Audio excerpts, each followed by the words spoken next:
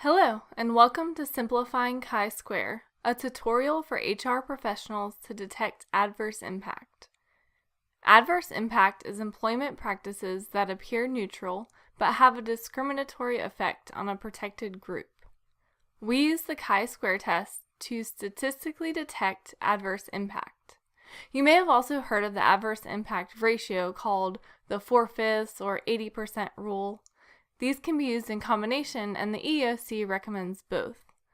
Fisher's exact test is another statistical test you can use for smaller groups, but today we're exploring the chi-square.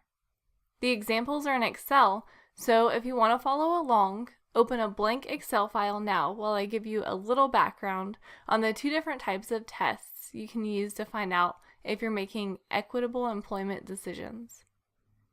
The employment decision we'll use in this tutorial is hiring, but you can also apply these two tests to any employment decision you have the data for. This is just a methods intro, so be sure to read more background information on using these tests accurately. Generally, the chi-square test of independence looks at if two classifications are related or unrelated. Here, the classification is by hiring and gender. Ideally, getting hired or not shouldn't depend on your gender. That's the assumption we start with. You can add multiple classifications here to discover what protected classes are related to your employment decisions. This test is a first piece of insight into adverse impact. You'll organize your data into a contingency table, also called crosstabs, to get the number in each group. This number must be more than 5 people for accurate conclusions, and the whole table should have more than 50 observations. If it doesn't, you should use Fisher's exact test instead. Chi-square goodness of fit test compares observed group numbers in your employment decision to expected group numbers from a distribution. For example, you can look at how men and women are distributed in the surrounding area for benchmarking. Here, we'll compare hiring numbers to the overall labor market. The Department of Labor is a good source for population data. The total workforce is made of 53% male and 47% female employees. To get the expected values, we'll be multiplying these percentages by the total number of observations.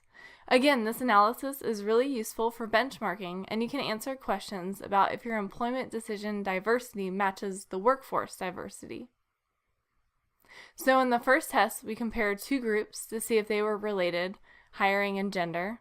And in the second test, we compare hiring numbers to an expected value based on a distribution.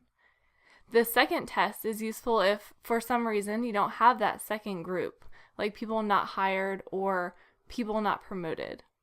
Let's move on to calculations.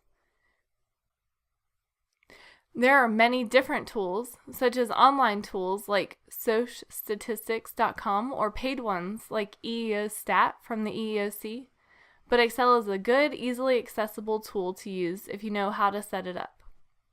Here are the 5 steps to the chi-square test of independence. I'll work through them on the right if you want to follow along and pause the video as necessary.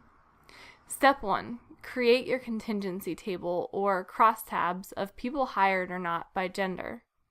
It will look something like this at first. Then calculate your row and column totals. Be sure to include the grand total. You can use the sum function or just add them by hand.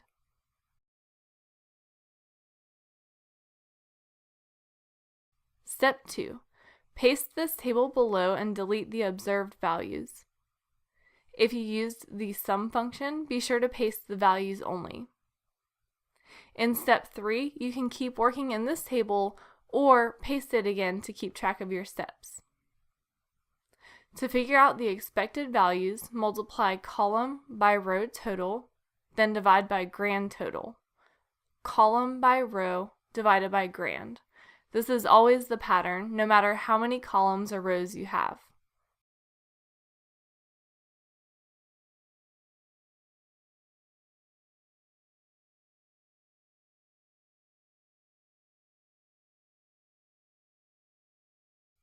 Step 4.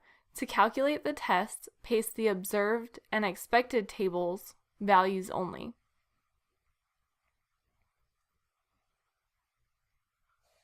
When you get more efficient, you can use the tables you already created. Label your p-value row and insert the chi-square.test function. Actual range is observed values. Expected range is expected values. Chi-test is just the older function. Use chi-square.test. Finally, in step 5, we make our conclusion. If the probability is less than 5% or 0.05, we say these values couldn't have happened by chance. They must be related. One must be influenced by the other. Gender and hiring are related. But in this case, the probability is greater than 0.05, so we say, nothing going on here. These two things are not related. If you did get a p-value less than 0.05, you'd want to look into why this relationship exists to make sure it's not adverse impact, and maybe due to other non-discriminatory factors.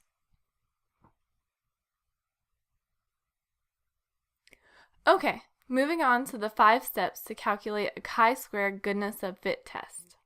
First, you want to create your contingency table again with gender at the top, or whatever classification you're using, and places for your observed and expected values.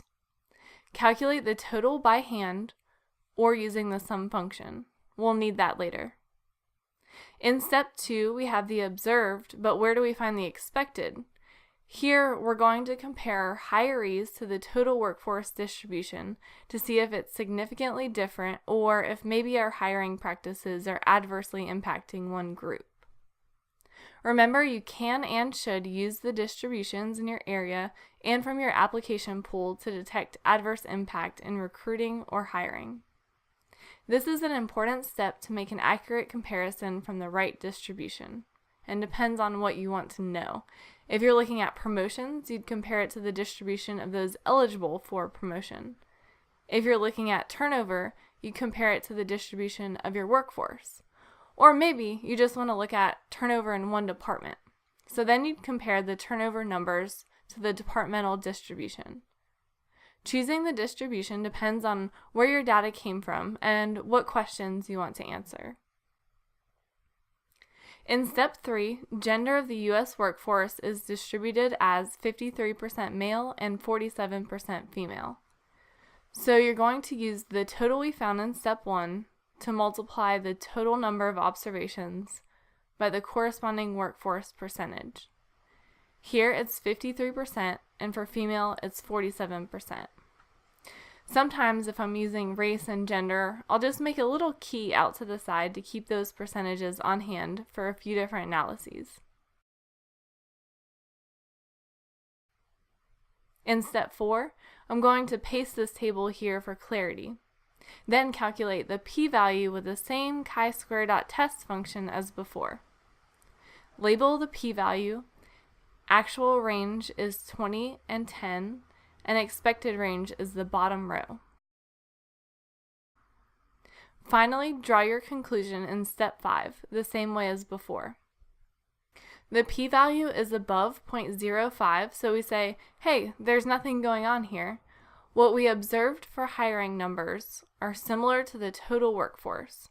But let me show you what happens if you hired 2 less women.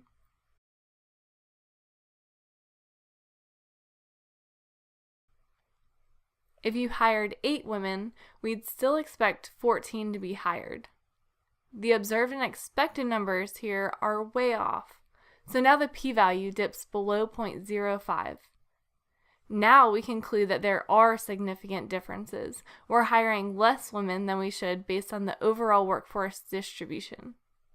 Here you'd want to gather more information with follow-up tests, or look at this pattern over time or in multiple departments. These chi-square tests are just an initial snapshot of where to look for adverse impact. Thanks for watching.